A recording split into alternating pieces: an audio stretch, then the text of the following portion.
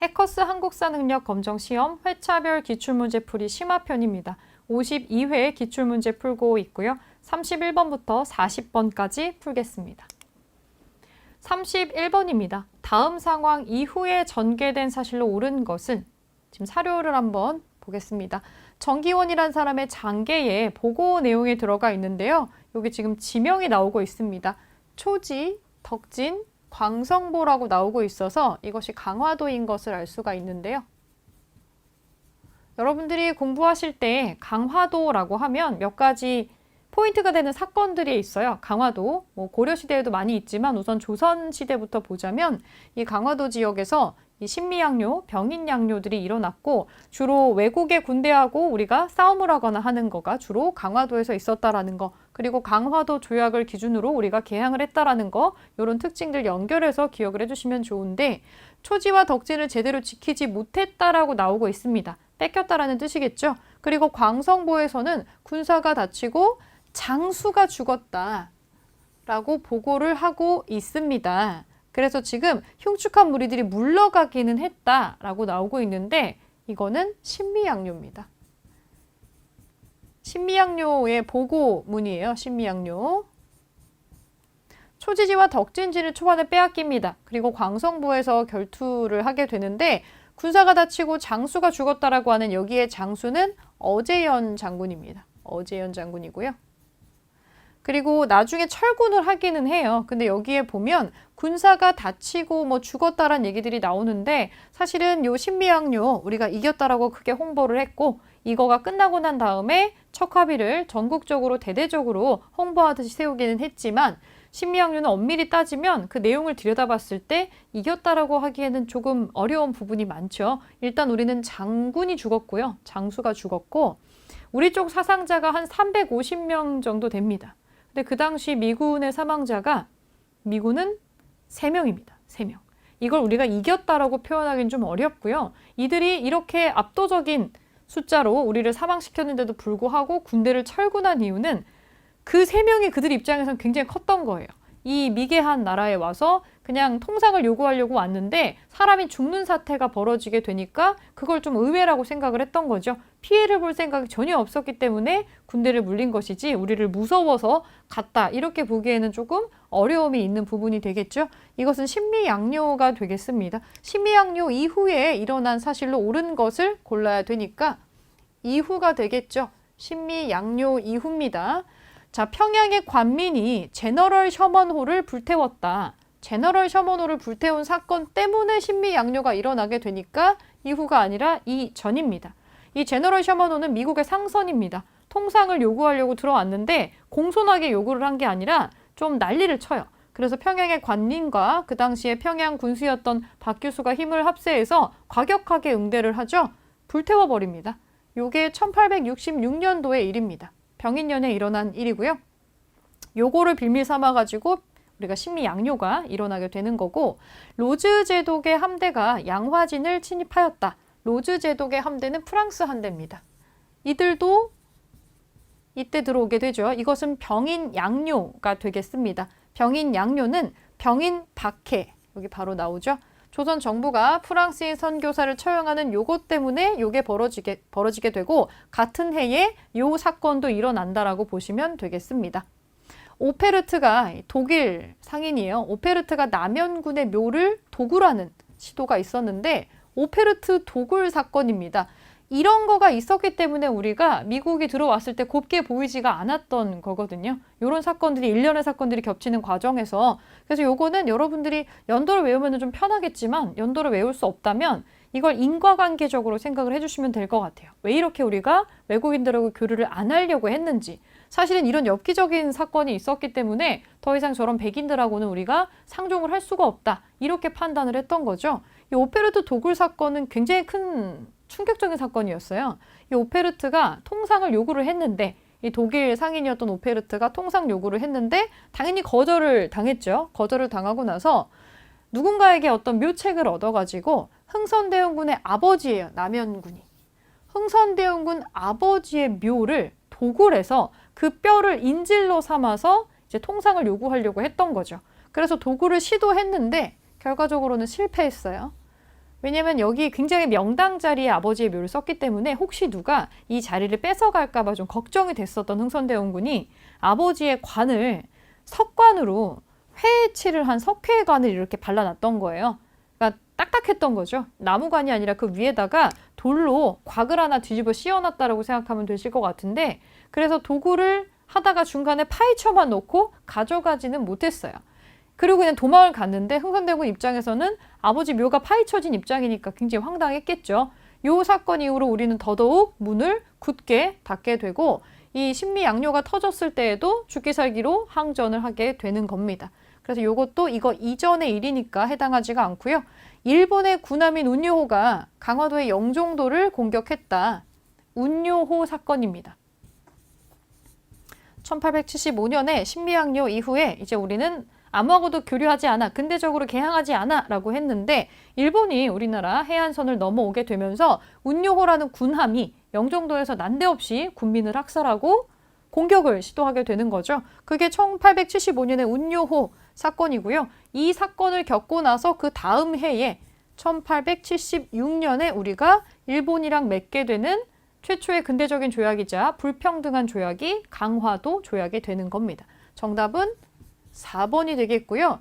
이게 사실은 굉장히 바트게 일어나는 일이라서 연도만 보면은 되게 어려운 문제일 수 있는데 제가 말씀드린 것처럼 같은 연도에 일어나는 일 묶어서 기억해 주시고 인과관계 쪽으로 좀 기억을 해주시면은 외울 때에 좀 도움이 되지 않으실까 싶어요. 정답 4번으로 체크하고요. 32번입니다. 다음 자료에 나타난 사건에 대한 설명으로 옳은 것은 지금 누군가에게 보고를 하는 것 같은데 이번 사건과 관련해서 저희가 접수한 정보에 따르면 여러 명의 조선 고관들이 살해되었다. 그리고 일본군 호위대가 개입하면서 서울 주재 청국 수비대와 무력 충돌이 일어났으며 패배한 일본인들은 제물포로 후퇴를 해야만 했다라고 나오고 있습니다. 일본군의 호위대가 개입을 했다. 조선의 고관들이 살해되었다. 서울 주재 청국 수비대와도 무력 충돌이 있었다. 우린 여기에서 일본도 관련돼 있고 청나라도 관련돼 있고 우리나라의 고위 관료들이 살해됐다라는 점에서 이것을 갑신정변으로 추정해 볼 수가 있습니다. 갑신정변입니다. 갑신정변에 대한 설명으로 옳은 것을 골라보겠습니다. 최익현과 민종식 등이 주도하였다. 최익현, 민종식 등이 주도한 사건 갑신정변이 아니죠. 갑신정변은 김옥균이 주도합니다. 김옥균을 플러스 급진 개화파 친구들이 주도를 하기 때문에 요거는 아니고요. 구본 신참에 입각해서 개혁을 추진한다. 구본 신참.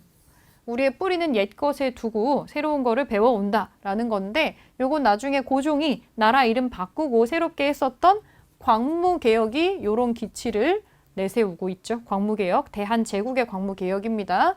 요것도 해당 사항 없고요. 김기수가 수신사로 파견되는 결과를 가져온 거는 1876년에 우리가 맺었던 강화도 조약 이후에 그 직후에 파견이 됩니다.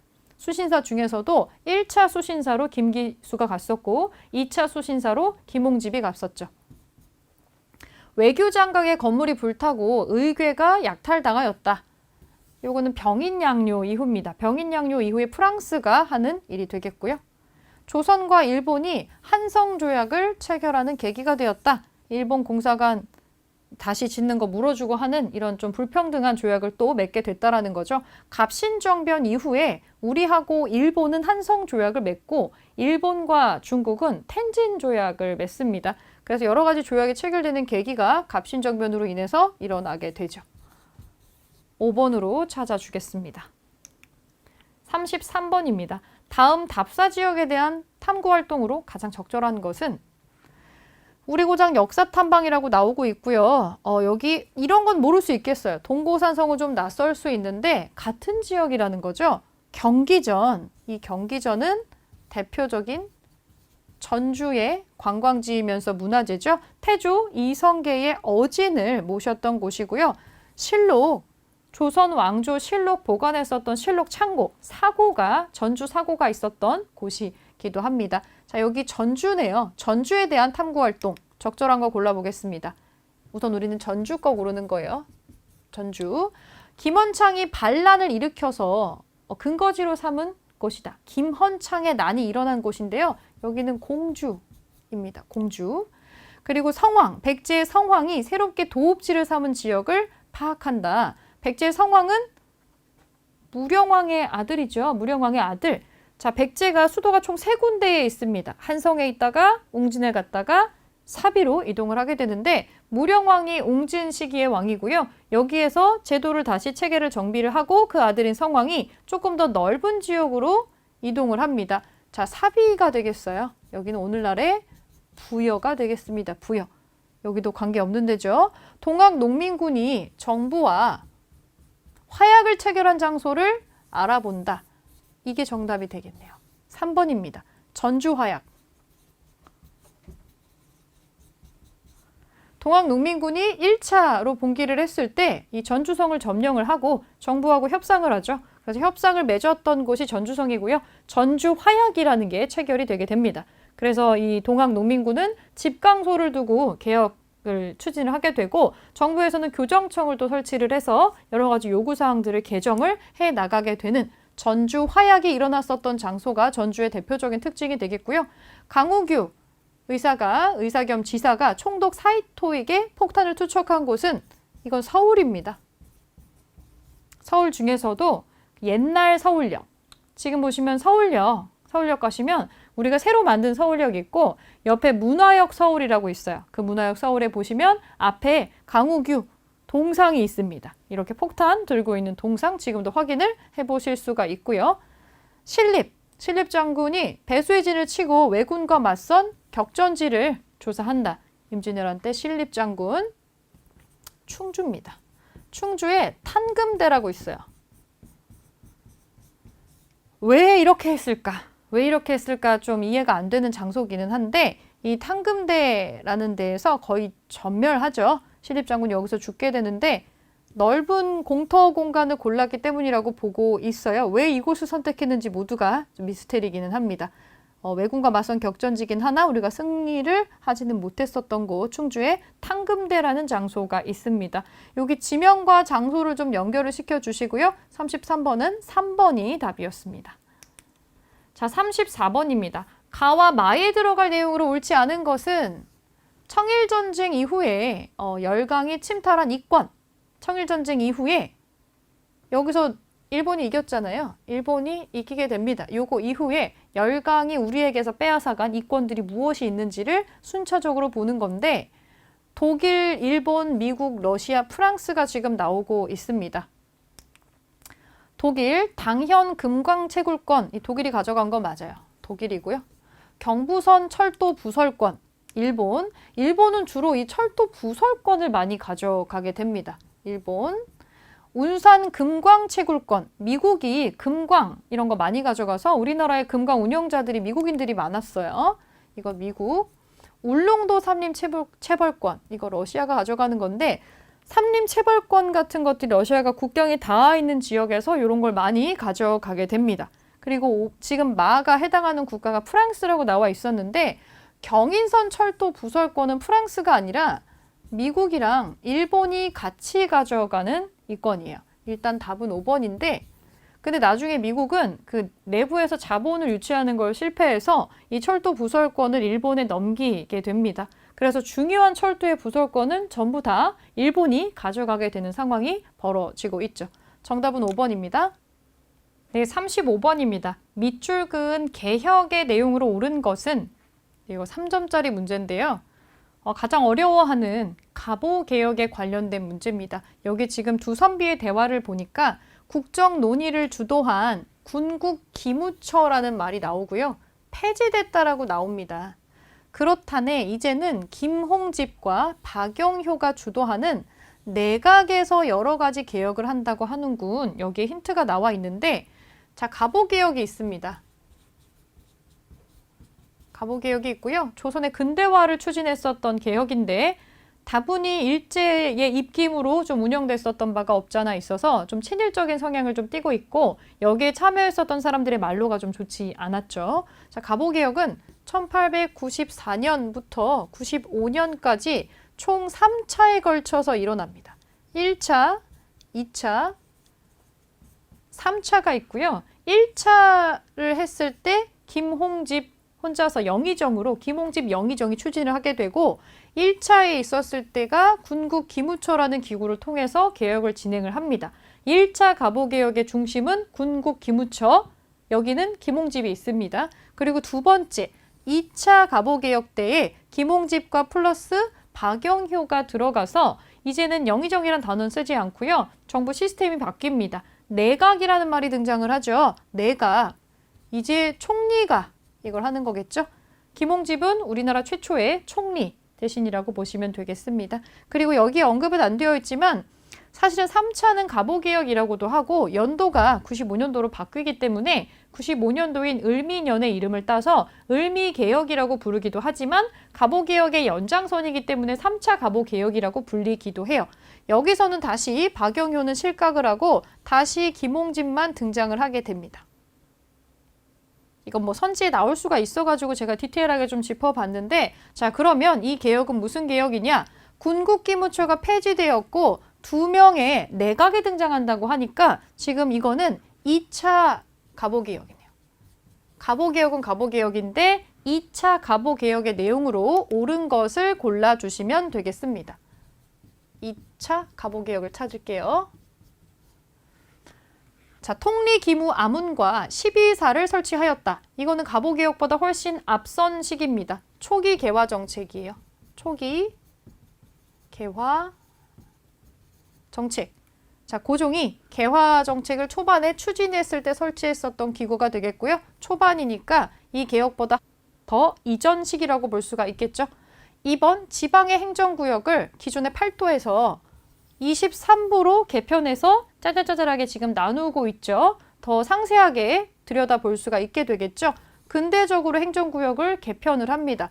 자, 2번이 우선은 정답이 되겠는데요. 자, 나머지 3, 4, 5번 한꺼번에 한번 묶어서 보겠습니다. 청나라 연호를 쓰지 않고 개국기년을 사용하고 공사 노비 혁파하고 과부 제가 허용. 이 8조에서 8아문으로 또 개편하고 과거제 폐지. 우리가 가지고 있었던 옛날 관습적인 거, 악습이라고 생각됐던 거 대부분이 초반에 1차 갑오개혁에서 시정이 됩니다. 요거는 군국기무처를 중심으로 운영이 되었던 1차 갑오개혁에 대한 내용이 3, 4, 5번이 되겠고요. 그리고 나서 2차로 넘어오게 되면 보다 더 근대에 가까워진 구체적인 내용들이 들어오게 돼요. 뭐 교육 입국 조서 같은 걸 반포를 해서 근대적인 교육을 마련을 한다든지 이런 것들이 주로 2차 갑오개혁에서 진행이 되게 됩니다. 그래서 여기는 2차 갑오개혁에 해당하는 것은 현재 2번에 해당하기 때문에 2번 답을 체크해 주시면 되겠습니다. 36번입니다. 밑줄 그은 특사가 파견된 배경으로 적절한 것은 이휘종. 그럼 이 사람은 무슨 특사냐? 헤이그 특사입니다. 헤이그 특사 사건. 우리가 특사 사건으로 근대식에 나오는 거 딱 한 개가 있죠. 이준, 이상설, 이휘종 3명의 특사가 있습니다. 이 배경이 되는 사건으로 적절한 거 골라보겠습니다. 이 주요 활동 만국평화회의의 특사로 들어갔다라고 되어 있죠. 자, 고종이 강제로 퇴위되었다. 헤이그 특사가 파견된 배경입니다. 파견된 배경. 고종이 강제로 퇴위가 된 거는 헤이그 특사 이후에 일어나는 일입니다. 헤이그 특사를 파견한 것이 발각이 되어서 거기에 대한 조치로 단행이 되는 일이기 때문에 이거 뒤에 일어나는 일이에요. 배경이 될 수가 없죠. 초대 총독으로 데라우치가 부임하였다. 헤이그 특사가 파견된 시점은 1907년이고요. 초대 총독으로 데라우치가 부임한 건 우리가 완전히 경술국지를 겪고 난 다음입니다. 시기적으로 더 뒤에가 되겠죠. 외교권이 강탈되고 통감부가 설치되었다. 이것은 을사늑약의 일입니다. 이게 정답이겠죠. 1905년에 강제적으로 설치됐었던 을사늑약의 부당함을 읍소하기 위해서 특사를 파견을 하게 됩니다. 정답은 3번이고요. 기후각서를 통해서 일제사법권을 완전히 박탈당하게 된다. 요거는 우리가 일제강점기 되기 거의 직전에 모든 권한을 빼앗기게 되는 그런 상황이 지금 나오고 있고 이거 특사 파견 뒤입니다. 배경이 아니고. 미국의 대통령 우드로 윌슨이 민족 자결주의를 제창하였다. 자기 민족의 운명은 자신들이 스스로 결정해야 될 권리가 있다라는 건데 요거는 1918년부터 1919년에 걸쳐서 미국의 대통령 우드로 윌슨이 제1차 세계대전이 끝나고 나서 이거를 후처치를 하는 파리 강화회의 같은 거에서 이런 얘기를 하게 되고, 이런 얘기를 들은 식민지의 사람들은 일말의 희망을 품게 돼요. 우리한테 너무나 좋은 얘기였기 때문에. 하지만 연도상으로는 상당히 뒤에 있기 때문에 이것도 해당 사항이 없죠. 정답은 3번으로 찾아주겠습니다. 37번입니다. 다음 상황이 나타난 시기를 연표에서 옳게 고른 것은 한국 창의병대가 일본의 원정대를 몰살하다. 지금 서울 근처의 각 지방에 의병이 많이 모여 있어서 서울을 치고자 하는 모양인데 한 곳에 800명 정도 있다.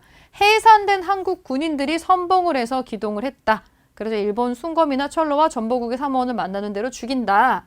의병이 아주 기세등등하게 일본의 원정대를 몰살하고 있는 우리나라 의병의 승전보를 전하고 있는데요.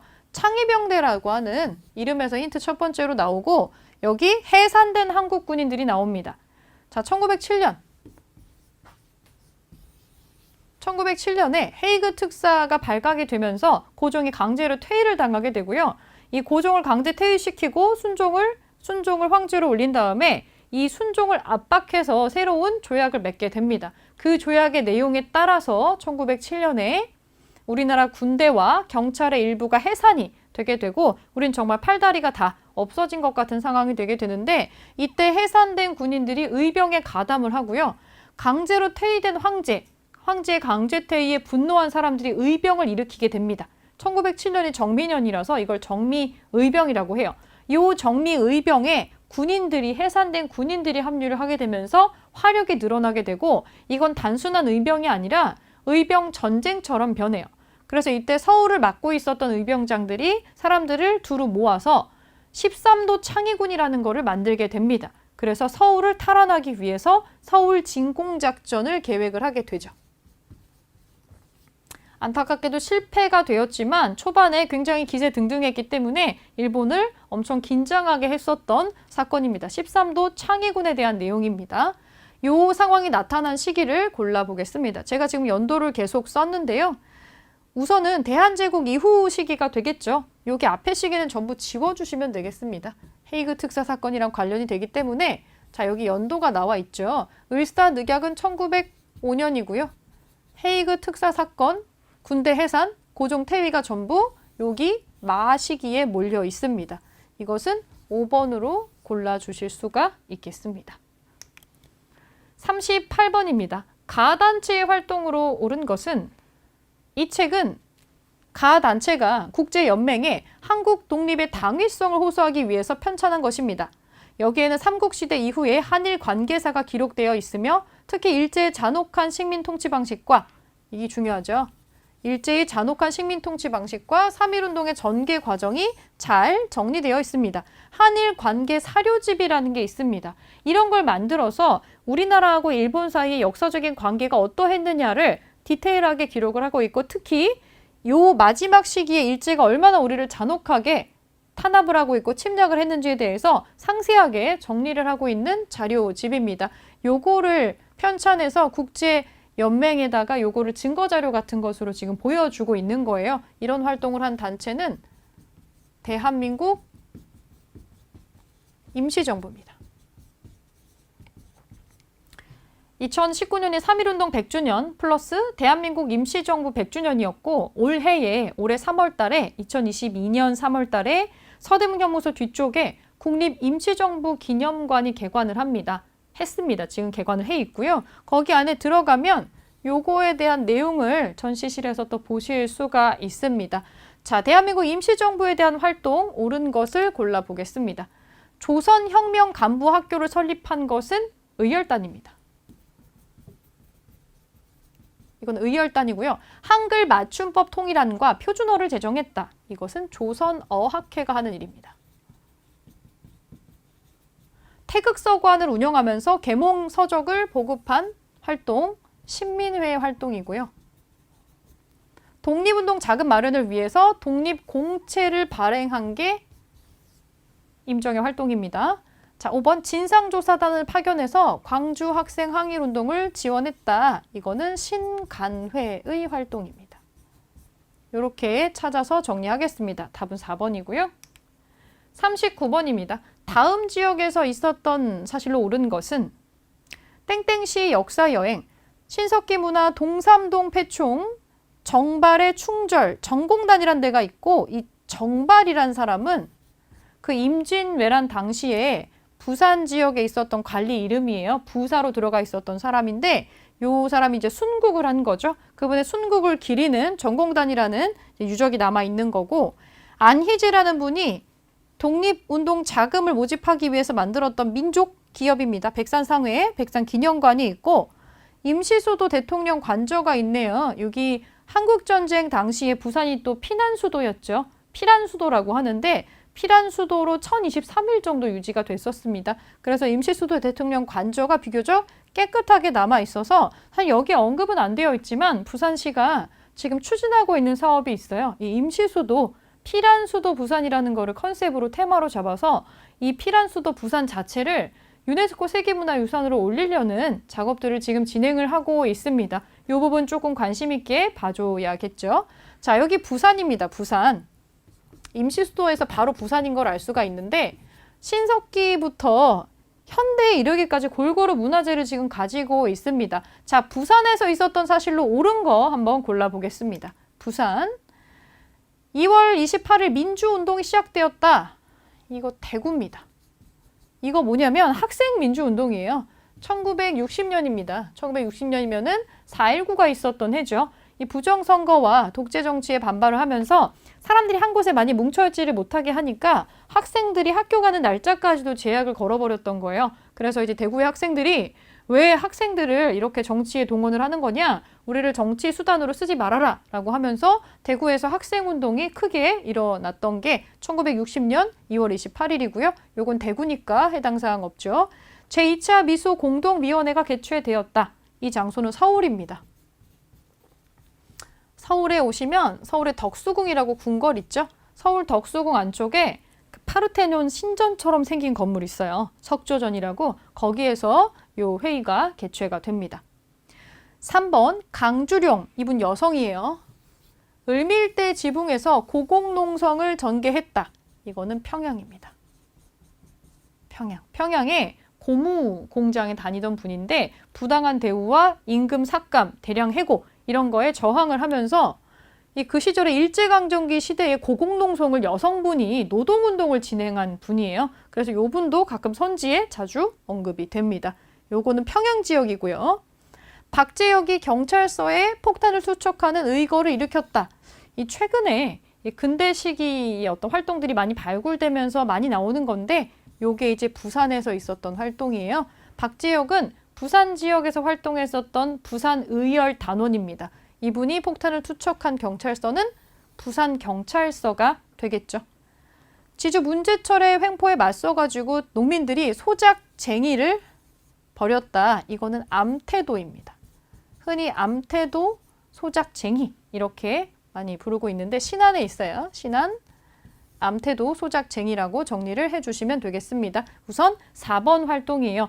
요게 부산에서 지금 새롭게 이분을 그 독립운동가로 또 지정하면서 최근에 뉴스도 많이 나오고 있어가지고 요게 연결돼가지고 선지로 이렇게 나오고 있습니다. 요거 확인하시고 넘어가겠습니다.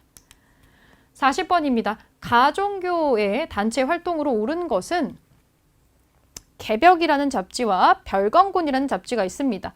여기서 설립한 출판사인 개벽사에서는 다양한 잡지가 나왔는데 별건곤이라는 게 있습니다. 일제에 의해서 개벽이 폐간된 다음에 월간지로 발행을 했습니다. 취미 잡지임을 표방했지만 시사 문제를 실어서 기사가 삭제되기도 했습니다. 요거를 출판한 요 단체는, 종교 단체는 천도교입니다. 민족 종교죠. 자, 천도교 단체 활동으로 옳은 거 골라보겠습니다. 박종빈을 중심으로 새생활 운동을 펼쳤다. 이거는 원불교입니다. 이 선지 똑같이 맨날 나오는데 새생활 운동은 남녀 평등하게 하고 이제 사회의 구습을 없앤다라고 해서 이걸 새생활 운동이라고 얘기를 많이 해요. 중광단을 조직해서 무장투쟁을 전개했다. 이것은 대종교입니다. 나철의 대종교고요. 이 중광단은 나중에 요게 북간도 지역에서 활동하는 무장 투쟁 단체여가지고 나중에 북로 군정서 쪽으로 개편이 되기도 하죠. 배제학당을 세워서 신학문 보급에 기여한 거는 종교는 개신교죠. 이 선교사가 세우는 학교입니다. 현재에도 정동에 배제학당 역사관이 남아 있습니다. 요거 선교사 아펜젤러가 세우는 학교가 되겠죠. 어린이날을 제정하고 소년운동을 추진한 것이 천도교 활동이 맞죠. 일단은 4번입니다. 경향신문을 발행해서 민족계몽을 위해서 노력했다. 이건 천도교에서 발행한 신문이 아니죠. 자, 우선은 소년운동이 조금 낯설 수 있는데 천도교는 원래 동학에서 나온 종교죠. 동학이 이름을 바꾸잖아요. 천도교로. 이 동학과 천도교 여기에 중심 사상은 인내천입니다. 사람이 곧 하늘이다. 누구나 평등하게 똑같은 권리를 가지고 있다. 여자, 어린이 전부 다 똑같다라는 거죠. 그래서 이 어린이, 성인이 되지 않은 어린이에 대한 어떤 권리를 찾는 운동도 천도교에서 활발하게 진행이 됐는데 어린이라는 단어도 처음 쓰고 어린이날도 제정을 하고 어린이랑 관련된 잡지도 만들어내게 됩니다. 자, 이 동학을 천도교로 이름을 바꾸는 사람이 3대 교주인 손병희 선생인데요.